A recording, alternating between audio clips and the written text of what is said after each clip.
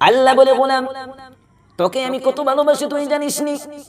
ও বান্দা 24টা ঘন্টার ভিতরে আমি রব একটা বার ঘুমাই না রে গোলাম, একমাত্র তোর অপেক্ষায় থাকি কোন কন্যারে থেকে একবার আমি আল্লাহকে আল্লাহ বলে ডাক দিবি।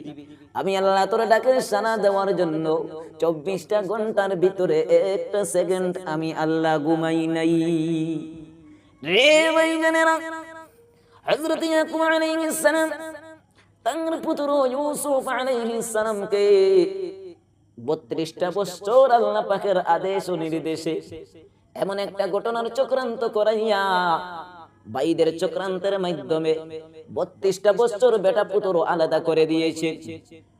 32টা বছর পূর্ণ হওয়ার পরে মরুভূমির মাঝখানে যখন ইউসুফ আলাইহিস সালাম ও পিতা ইয়াকুব আলাইহিস সালামের সাথে সাক্ষাৎ হয়েছে, পিতা পুত্র জড়িয়ে ধরে কান্না শুরু করেছে। এমন কান্না করেছে, কান্না করতে করতে বেহুশ আর অজ্ঞান হয়ে পড়ে গেল। ও ভাই জানেন, প্রথমবার অজ্ঞান হওয়ার পরে সাথে যে মানুষগুলো থেকে ছিল তারা পানি দিয়ে দিয়ে আবার হুঁশ ফেরত নিয়ে আসলো।